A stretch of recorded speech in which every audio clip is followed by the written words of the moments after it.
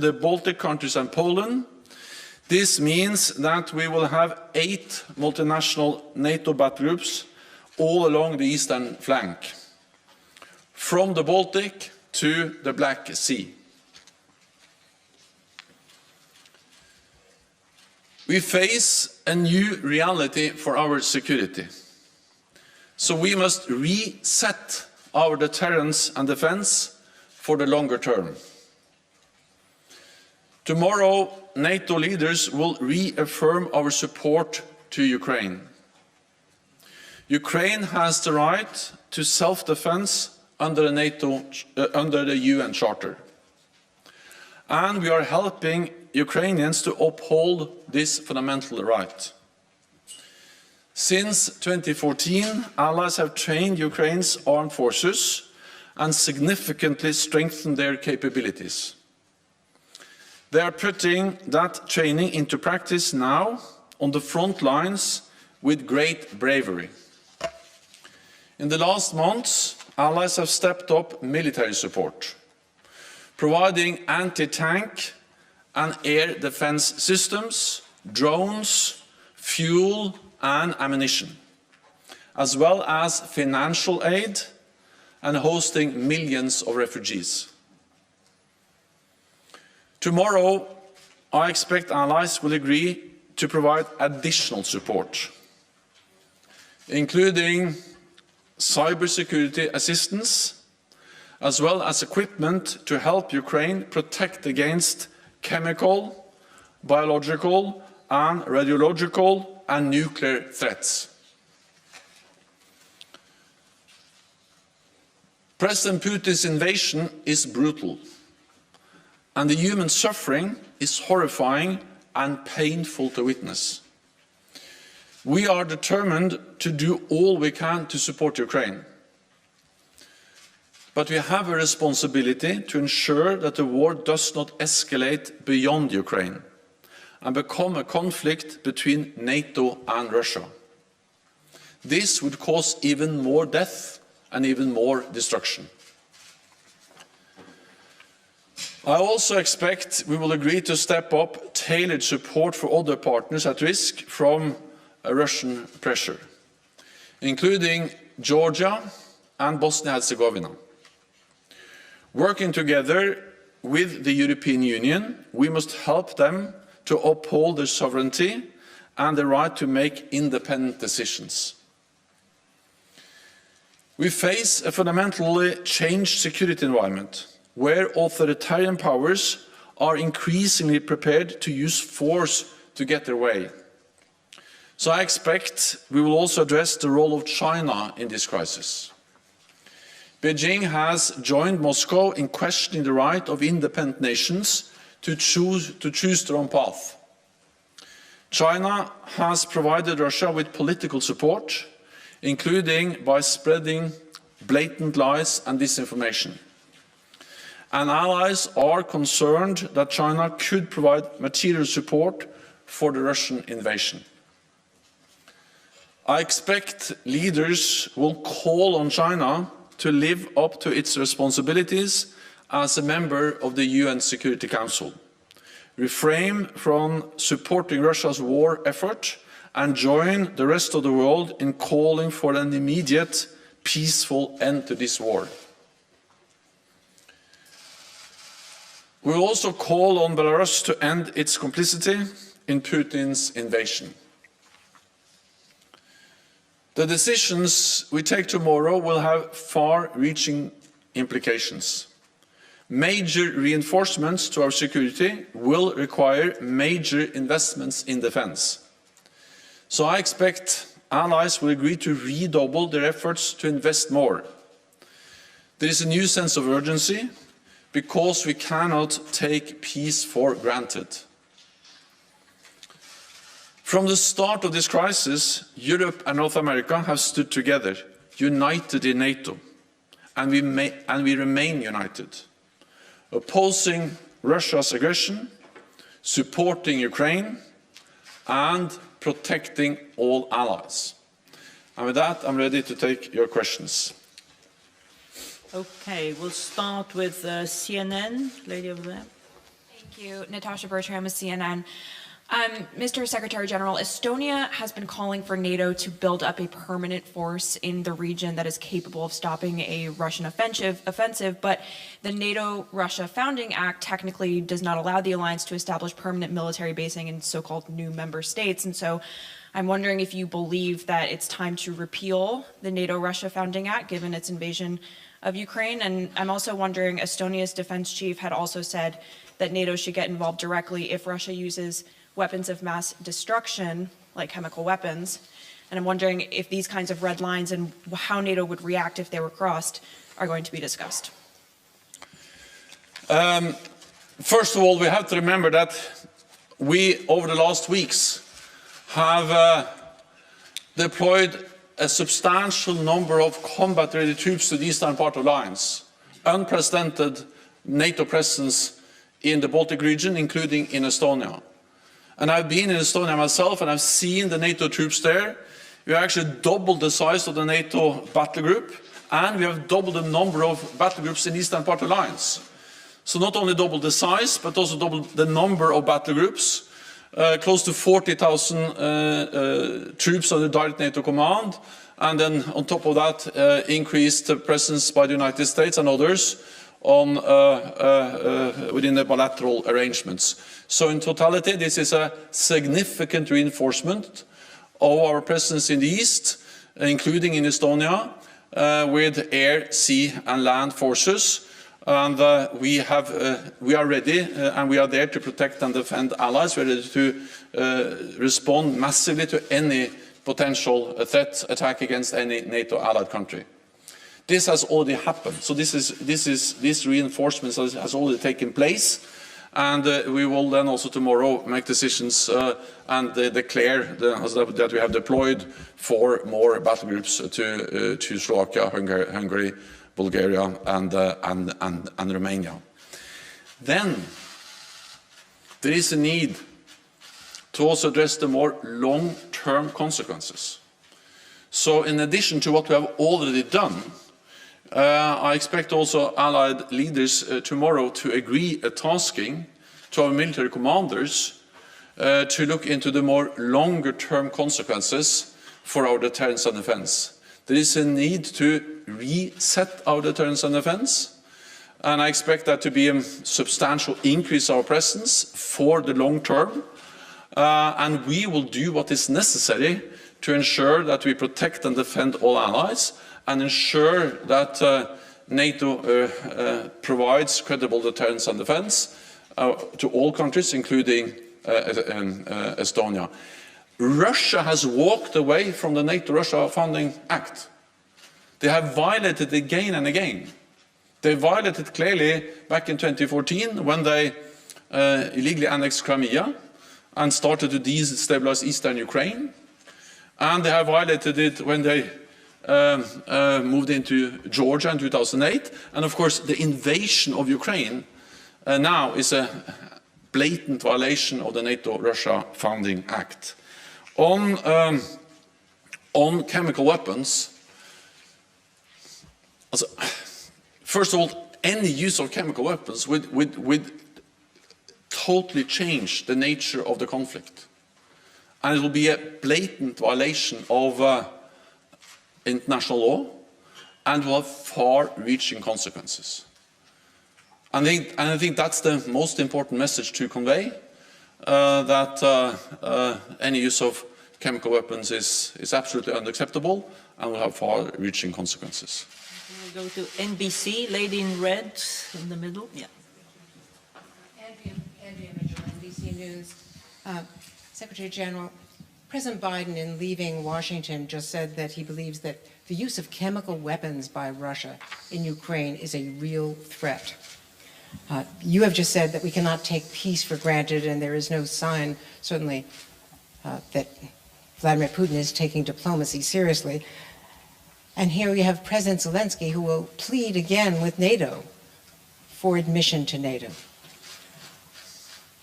If chemical weapons are used in Ukraine, how would it be morally acceptable for NATO to ignore President Zelensky's plea for NATO admission? For NATO? For NATO admission. to ignore his plea to be admitted to NATO? Thank you, sir.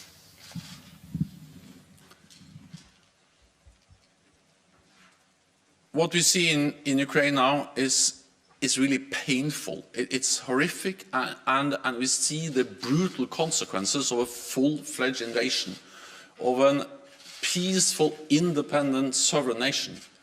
And that's also the reason why NATO allies have stepped up support, including with advanced air defense systems, anti-tank systems, different types of weapons, ammunition, and we are providing unprecedented support to Ukraine. And this is actually also comes on top of what we have done for many years, because NATO allies have trained tens of thousands of Ukrainian troops since 2014. And they are now on the front line fighting the invading forces. And it is first and foremost the courage of the Ukrainian forces and the Ukrainian people and the Ukrainian leadership that has enabled them to resist and to fight back against the Russian invasion. But at the same time, the support they have received for many years has proven extremely important and critical. And I expect that when Allied leaders meet tomorrow, they will address how to further strengthen our support to Ukraine. NATO membership is not on the agenda. But support to Ukraine is absolutely on top of our agenda and will be one of the main issues to be addressed tomorrow. Okay, Sky. Thank you. Secretary General, thank you very much. Mark Stone from Sky News. Could you explain or could you outline how NATO defends itself against a nuclear attack? Because it's clear that on Russian state media, they are openly, propagandists, pundits, people close to the Kremlin are now talking in pretty straight and stark terms about a nuclear attack. How does NATO defend itself against a nuclear attack? Thank you. Russia must stop its nuclear saber rattling. This is dangerous and it is irresponsible. NATO is there to protect and defend all allies. And we convey a very clear message to Russia that the nuclear war cannot be won and should never be fought. And it just highlights the importance of ending the war in Ukraine, because we need to do everything we can to prevent the war from escalating beyond Ukraine and becoming even more deadly and even more dangerous than what we see today. Any use of nuclear weapons will fundamentally change the nature of the conflict, and Russia must understand that a nuclear war should never be fought and they can never win a nuclear war.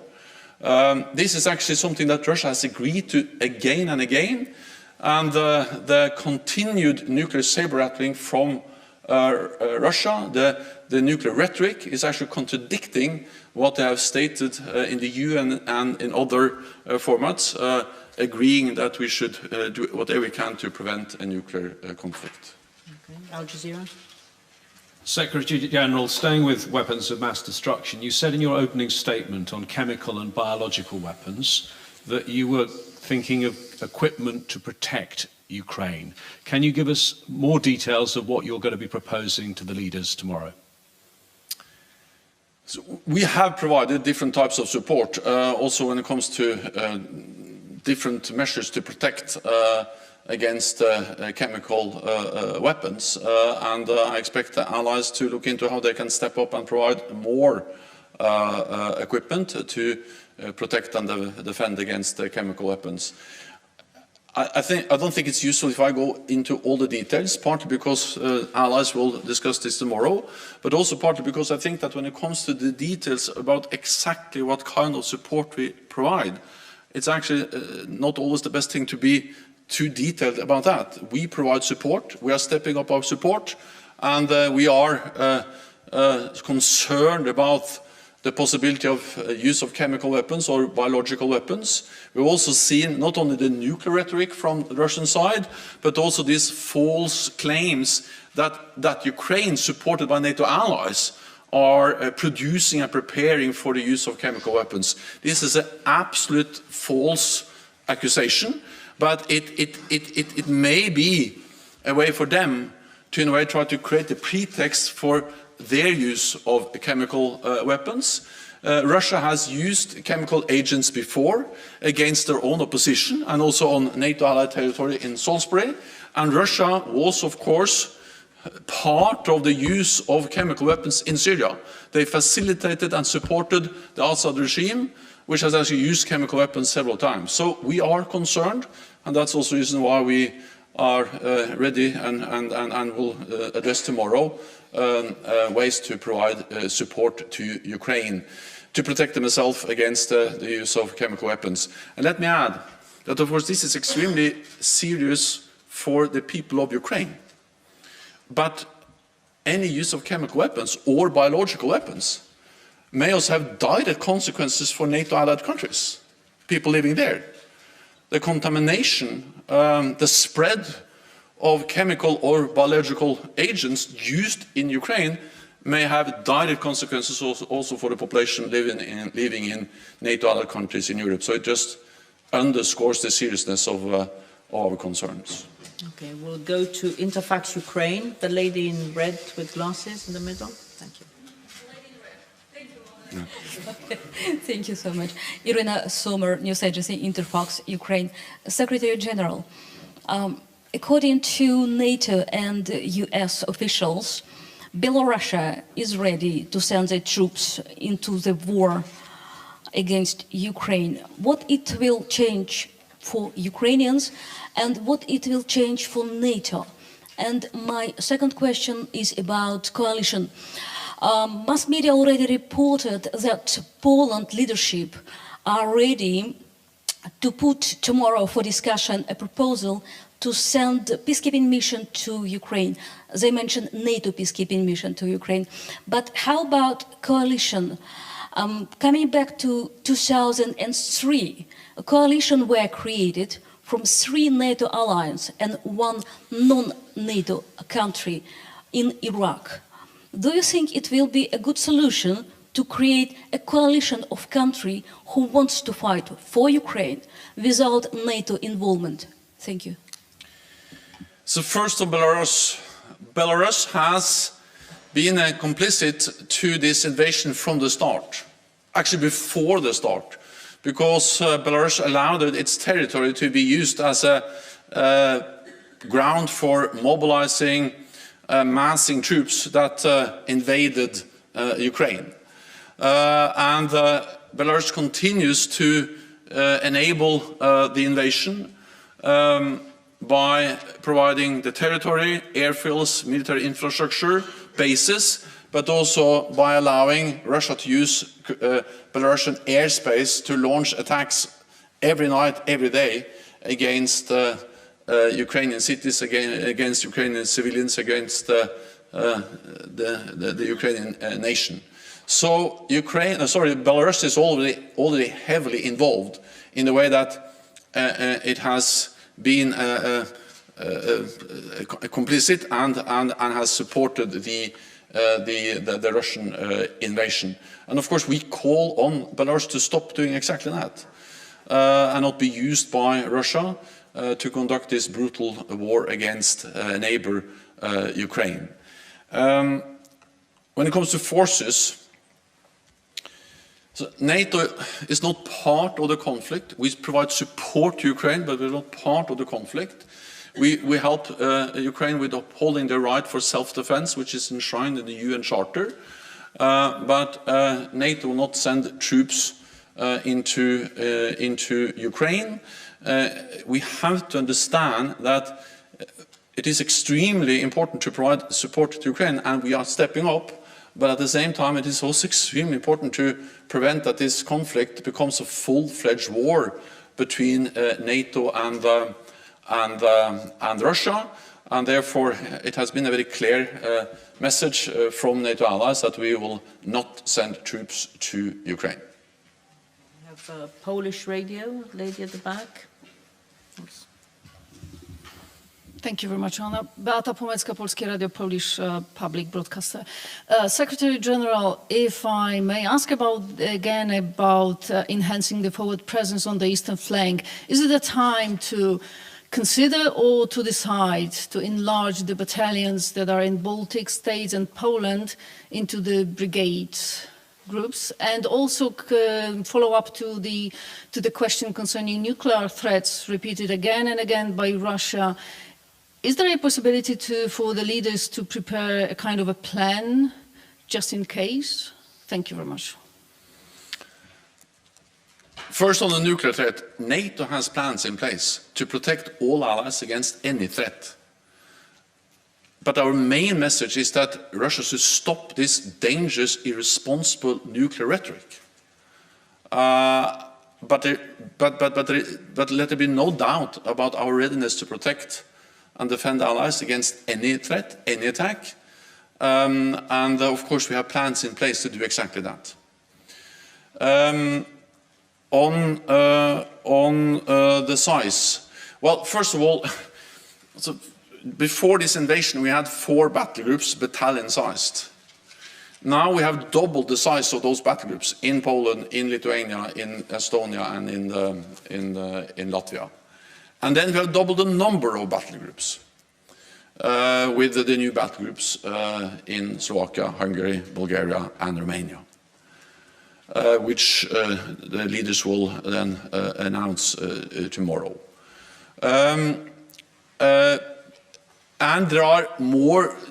In Poland, there are also additional troops from the US.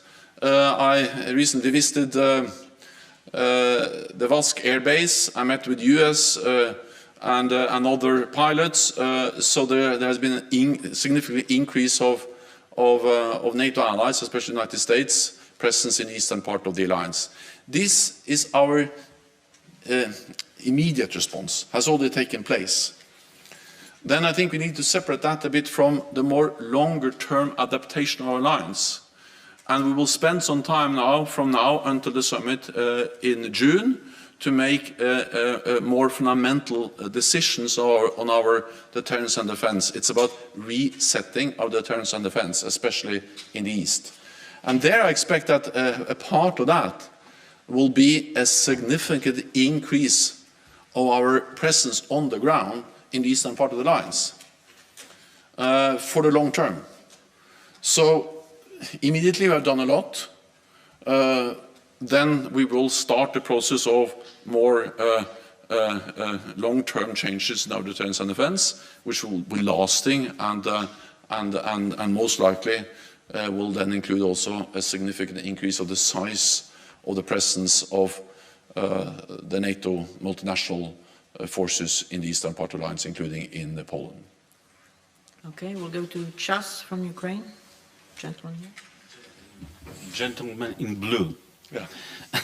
Secretary General, do you believe in the successful and fruitful summit tomorrow, taking on account the position of Hungary? As you know, that they are going to block the main issues you will put on the table tomorrow concerning of the help to Ukraine. Well, I believe it will be an important summit tomorrow, an extraordinary NATO summit in an extraordinary security situation, where we face the biggest security threat for a generation since actually the end of the Second World War.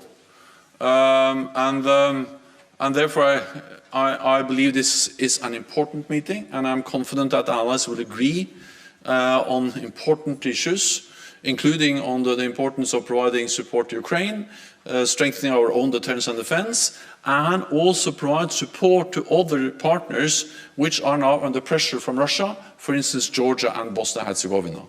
And I expect all allies to agree, all 30. Okay, we'll go to Politico. A lady here. Thank you. Second round. Thank you very much, Secretary General. I'm Lily Bayer from Politico. Some NATO allies have expressed an interest in having you potentially stay on for an extra year in your current role, given the current situation. Would you be open to staying in your current job another year? Thank you. This is for 30 allies to decide. My focus is on preparing the summit tomorrow in the midst of the most serious security situation we have been in for decades. And that's my focus, and then I leave it to the allies to decide on the other things. Okay, we'll go to Afghan voice, lady in green. Thank you very much, Oana. Leila Mossadegh from Brussels Morning. I'm sorry, I know this is a very tough situation. I would like to ask a question about Afghanistan, which is disappear from meetings and also from news, unfortunately. Actually, today, millions of girls and women were waiting to open the schools and university in Afghanistan, but unfortunately, it's not happened. And I believe the Taliban, as a terrorist group, they never changed because they didn't cut their tie with Al-Qaeda and also with Haqqani network. So in a country, the women are disappeared from the society, and also there is no woman right, human right, and also freedom of expression, and also liberty at all. They are killing, raping, and also torturing and imprison the people in Afghanistan. Why is it acceptable and attractive for EU and also for NATO? Thank you. I think it is very important that we don't forget Afghanistan. It is especially important that we don't forget that education is a fundamental human right. And of course that also applies for girls, for women. And it was one of the biggest achievements of the last 20 years that millions of Afghan girls were able to attend school and to get education. And any attempt to deny girls in Afghanistan education will be a violation of what Taliban has promised. And we have to hold them accountable for what they promised and their commitments, including on the right for education to women. Therefore, I agree with the disappointment expressed by the United Nations, and I also strongly believe that we must continue to support all Afghans who are working to uphold the right for human rights, for the freedom of speech, but including also the right for education for women. Financial Times over there. Yes, over there. Thanks. Thank you. Thank you so much. Secretary General, you mentioned China. Do you personally consider China to be an ally of Russia in this conflict? And what would you like to see from NATO member states in terms of real actions that could pressure China into ceasing its support for Russia? Thank you. So what we have seen is that China has not been able to condemn the invasion. They abstained in the UN General Assembly on the vote on the resolution clearly condemning the invasion. We've also seen that Chinese state authorities have spread some of the same lies about Ukraine and about NATO, and in that way provided political support to Russia. And of course for NATO it is of particular concern that China now for the first time has questioned some of the key principles for our security, including the right for every nation in Europe to choose its own path. Because in the joint statement between President Xi and President Putin, they actually together state that they are against any further enlargement of NATO. And that's new. Partly that they work so closely together, and partly that China joins Russia in trying to deny European nations the freedom to choose their own path. And therefore we call on Russia, and I expect the leaders when they meet tomorrow to call on Russia, to call on China to condemn the invasion and to engage in diplomatic efforts to find a peaceful way to end this war as soon as possible. Okay, we had and not provide material support. Yeah, sorry. Ukrainian state TV. Yeah. Matsuka, Ukrainian State TV. My question about, do you know about real Ukraine's defense needs, and do you have clear priorities what Ukrainians need today? Do you know about the disappointment of Ukrainians in NATO now, and how do you explain your strategy to average people in Ukraine who now under shelling in Kyiv and in other cities? What we see in Ukraine is horrific. It's painful even for us to watch, and then of course it's even worse for those who are there. And the human suffering and the scale of violence is something we have not seen since the Second World War in Europe. NATO allies are in close contact at different levels with Ukraine, with President Zelensky, with ministers. We had the Ukrainian defense minister participating in our defense ministerial last week. Tomorrow, President Zelensky will address the NATO summit, and as we all know, President Zelensky and other Ukrainian officials are addressing different political bodies in different countries across the alliance almost daily. And by doing that, and by having the close contact at many different levels, we also are informed about the needs for different types of help, financial support, humanitarian support, but also, of course, military support. And allies are stepping up with military, with financial, with humanitarian support. Then we are aware of, because this is something which President Zelensky and the Ukrainian officials have expressed several times to us, that they are grateful for the support, but they want us to do even more. We are ready to step up in many ways, but for instance, on the call for a no-fly zone, we have stated that we are not going to impose a no-fly zone because we believe that will most likely trigger a full-fledged war between NATO and Ukraine.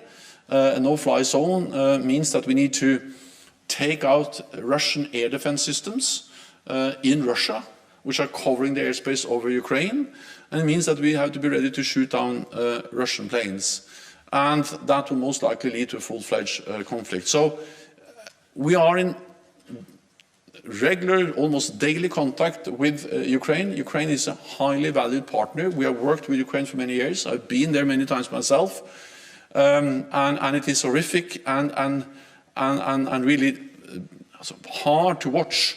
And that's also the reason why allies have provide support, but also have imposed unprecedented sanctions on Russia to ensure that this war ends. Associated Press. Lauren Cook, Associated Press. On the battle groups, please, for Hungary, Slovakia, Romania and Bulgaria, could you give us a sense of when they're supposed to arrive? I imagine circumstances are urgent, and how long they might stay. Is this something that we're looking at for several years, or just until this conflict has died down? And then within that, there was a question, I think Hungary didn't necessarily want other troops there. How's that going to work? Thank you. Also, these battle groups are now actually there. We are increasing, they are becoming more and more integrated and more operational. But the forces are already, also, at least to a large extent, already there. And they're going to be NATO multinational battle groups. There will be, of course, an important component of the national home defense forces will be part of the battle group, but then there will be other NATO allies also contributing forces. Again, this is part of our immediate reaction. So this is something which is happening now, together with all the other things we have done. It's hundreds of thousands of NATO troops on heightened alert, roughly 100,000 US troops in Europe now, many of them in the eastern part of the alliance. and that is significantly more than before the crisis.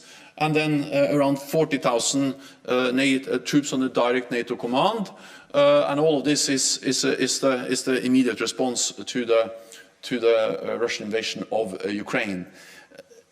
We will have that in place as long as necessary. But in parallel with that, we have started the process to reset for the long term our deterrence and defense. Because it is already today possible to say that this invasion, this brutal war in Ukraine, would have long-term consequences for our security. It's a new normal for our security, and NATO has to respond to that new reality. But that more long-term process will take some more weeks. But we can do that because we will have implemented a significant reinforcement of our presence in the east, and in parallel that we are addressing more long-term changes, including, most likely, significant increased presence in the air, on land, at sea, in the eastern part of the alliance. Okay, we'll take 2 more questions. Wall Street Journal, and then we'll come down here to Bloomberg. Thank you very much.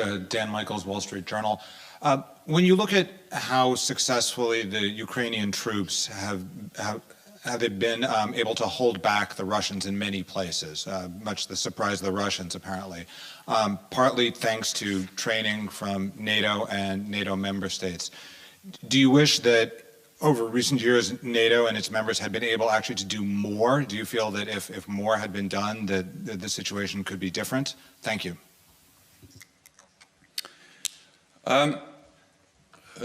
First of all, I would like to commend the courage, the professionalism of the Ukrainian armed forces. I have met them in Ukraine, and we are all aware that compared to where they were back in 2014, this is a total different force than 8 years ago.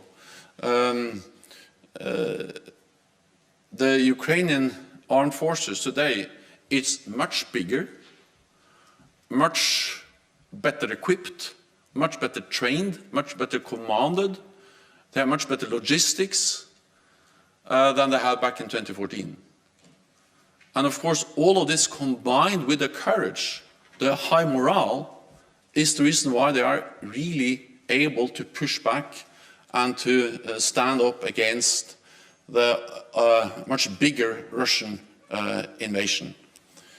At the same time, I think we need to remember that Ukraine is a big nation. It's the biggest country in Europe, and more than 44 million people. So it's a significant nation with a strong army defense force. And of course, it's important that NATO allies have provided support for many years, especially the United States, Canada and the United Kingdom, but also some other allies. And also believe it is important to understand that NATO has also provided support on logistics, on command, on modernizing the security institutions into the transformation of the Ukrainian armed forces has been supported by also NATO as an institution. And for instance, Yavoriv, the place that was attacked, is a place where we conducted training and support for Ukrainians. I've been there myself and seen how NATO allies and NATO for many years have provided important support. Of course, it's always, in hindsight, possible to say that we should have done even more. But first of all, I think the lesson learned is that support and help over many years have a significant impact, as it had on the Ukrainian armed forces. And second, I think it also is a lesson to be learned about the importance of supporting other partners which are under Russian pressure. Bloomberg. Thank you. Natalia Droziak from Bloomberg. I just want to go back to the topic of chemical weapons. You mentioned last week that there was a risk that Russia could try to do this under the cover of a false flag event. And today you're talking about allies sending protective equipment. What can you tell us about the threat? How has it evolved? Is it becoming more urgent or imminent? Thank you. We are concerned, and we are concerned because we see the rhetoric, we see the attempts by Russia to create this pretext and accuse us and Ukraine for preparing the use of chemical weapons. And we are concerned also because we know that Russia has used chemical agents before, and they have supported Assad and facilitated the use of chemical weapons in Syria. At the same time, we're also open about our concerns to decrease the likelihood for any use of chemical weapons, because that will fundamentally change the nature of the conflict. It will be a blatant violation of international law, and it will have severe consequences in a way that it is important to convey to Russia so they don't use any chemical weapons in Ukraine, both because that kind of any use of chemical weapons will have devastating consequences for Ukraine, but it could also have severe consequences for neighboring countries, because any contamination or spread of chemical agents or biological agents will, of course, also potentially affect neighbors. Thank you very much. This concludes this press conference. We'll see you tomorrow. Thank you. Thank you so much.